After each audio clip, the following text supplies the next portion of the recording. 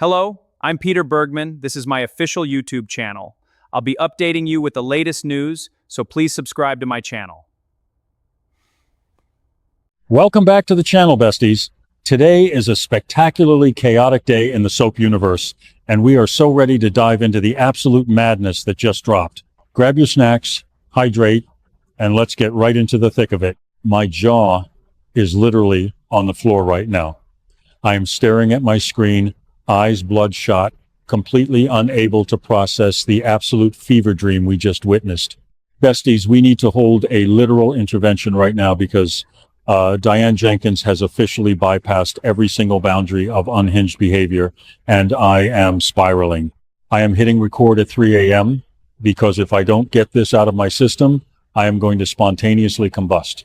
Diane just drugged Dr. Markham's food with sedatives to escape, and I am literally shaking. Oh my God, are we actually seeing this?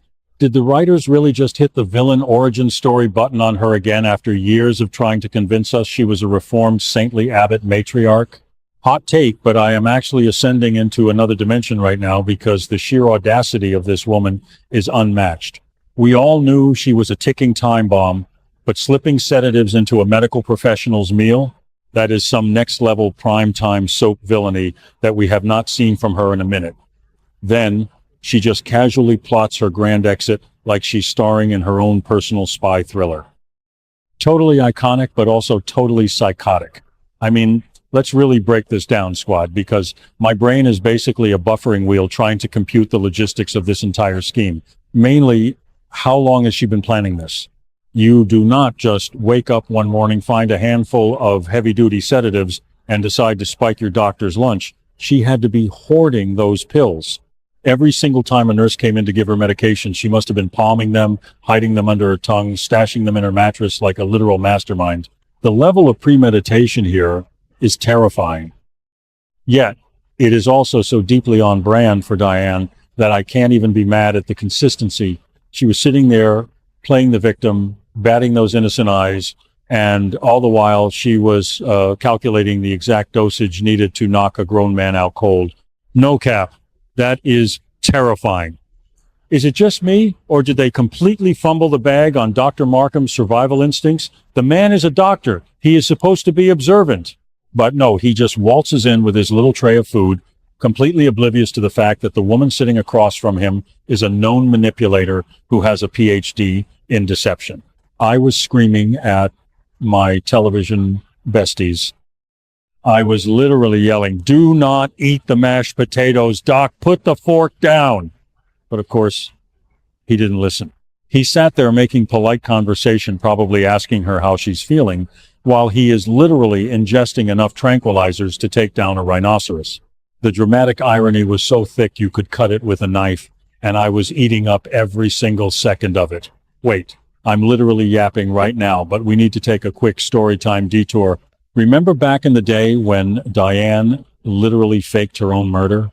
Like she had half of Genoa City thinking they killed her, set up Nikki, set up everyone, and then just casually resurrected herself years later? This is the exact same energy. Whenever Diane is backed into a corner, whenever the walls start closing in and she loses control, she doesn't just ask for a lawyer or try to talk her way out of it. No, she resorts to the most extreme, chaotic, illegal option available. It's like her default setting is felony. Let's get back to the actual tea, though, because the execution of this escape was flawlessly unhinged. Let's just rewind and talk about the actual meal for a second. What was on that tray? Was it a turkey sandwich? Was it hospital-grade pudding? I am fixating on the details because the mechanics of slipping a crushed-up sedative into someone's food without them noticing requires a level of sleight of hand that you usually only see in Las Vegas magicians. Diane must have been making intense, unwavering eye contact with Dr. Markham. She was probably telling him some sob story about her past traumas, spinning a web of lies to keep his attention entirely on her face while her hands were doing the devil's work below the table. The sheer dexterity, the absolute nerve. I am practically sweating just picturing the tension in that room. If he had looked down for even a split second, it would have been game over. But no, Diane's manipulation skills are so top tier that she basically hypnotized the man into eating his own doom. The moment Dr. Markham's eyes started getting heavy, My heart was pounding out of my chest. You could see the exact second the sedatives hit his bloodstream. He started slurring his words, blinking slowly, and Diane didn't even flinch.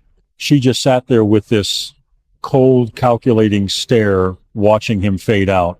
The absolute chill that went down my spine.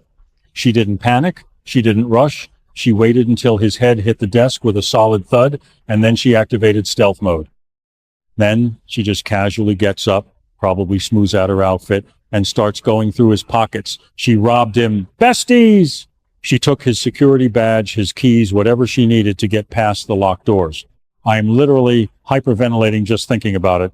She stepped over his unconscious body like he was a discarded rug.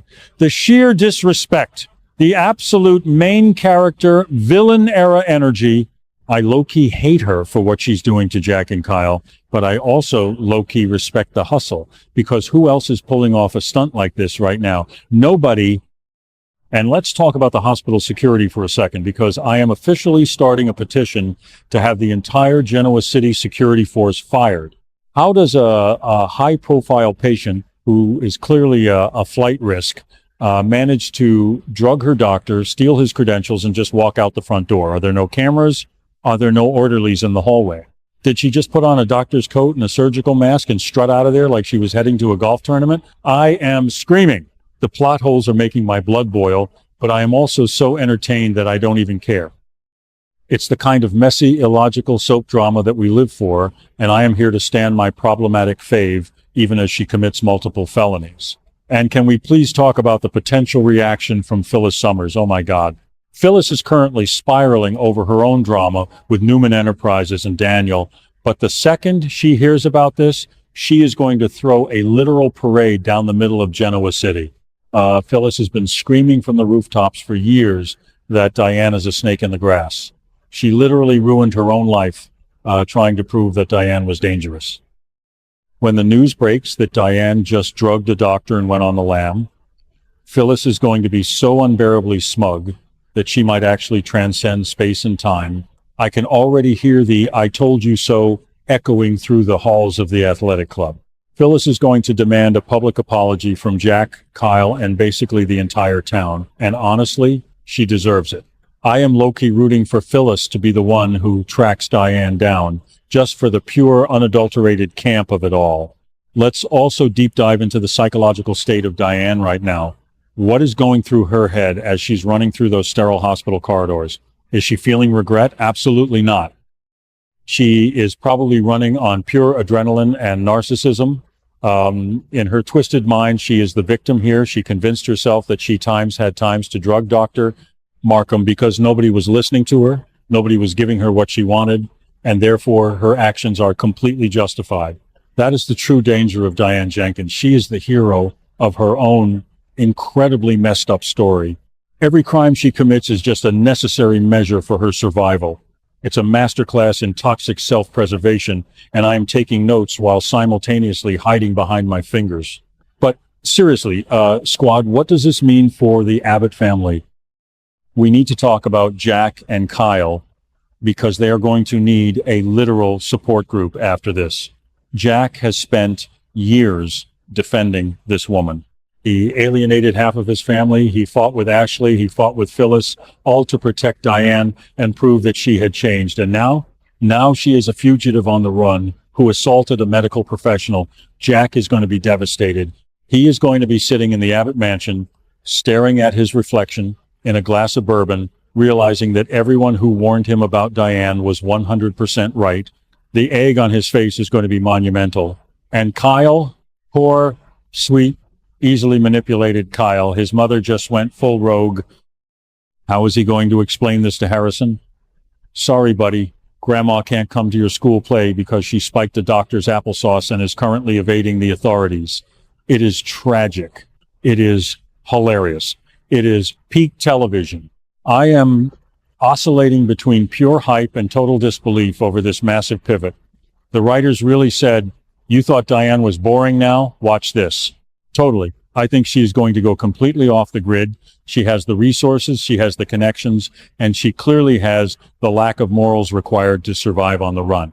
Will she contact Tucker? Will she try to flee the country? Or is she going to hide in plain sight right here in Genoa City, lurking in the shadows of the Chancellor Park bushes like she used to? The possibilities are endless, and my brain is basically short-circuiting trying to predict her next move. I just can't get over the image of Dr. Markham waking up. Imagine the confusion. Imagine the absolute terror when he realizes his patient drugged him and stole his identity badge. His career is probably over.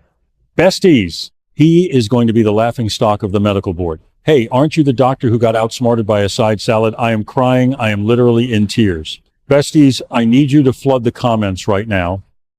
Am I overreacting, or is this the most insane thing Diane has done this decade? Do we think she's going to get caught immediately, or is this the start of a massive manhunt storyline? I low-key need to trauma dump this entire experience onto you guys, because nobody else in my real life understands the gravity of this situation. Diane Jenkins is back on her worst behavior, and the fallout is going to be biblical. Hit that like button, subscribe if you haven't already, and stay tuned because I will be watching the GCPD scanners all night. We are in for a wild ride, squad. Thank you for watching my video. I will be updating regularly with the latest news, so please remember to subscribe to my channel to support me.